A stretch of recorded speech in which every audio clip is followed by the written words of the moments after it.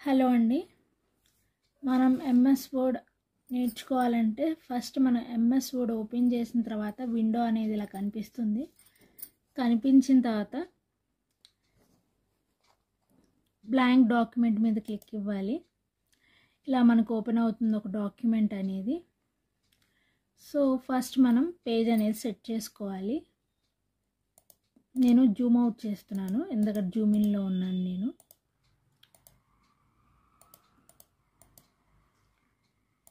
ఎప్పుడు 100%లో ఉంటుంది ఈ కార్నర్లో, రైట్ సైడ్ కార్నర్లో.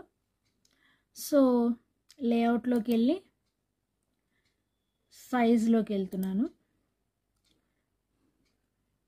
A4 అలాగే నార్మల్ తీసుకుంటున్నాను. ఇప్పుడు మనం తీసుకున్న సెట్టింగ్స్ లోపలే మనం టైప్ చేసేవి పడుతూ ఉంటాయి.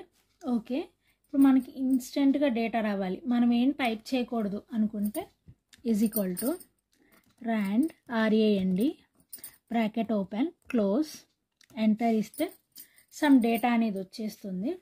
ఇక్కడ మనం అబ్జర్వ్ చేయాల్సింది ఏంటి అంటే ఫస్ట్ నేను జూమ్ చేస్తున్నాను. ఇక్కడ నేను కంప్యూటర్ అని టైప్ చేశాను.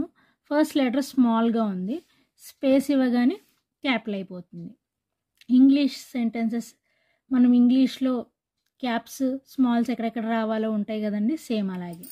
కంప్యూటర్ ఈజ్ an electronic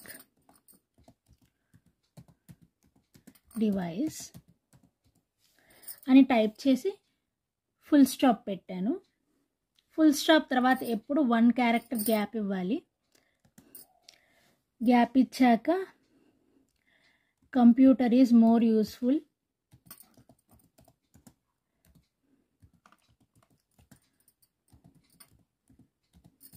అని టైప్ చేసి మళ్ళీ ఫుల్ స్టాప్ ఇస్తున్నాను.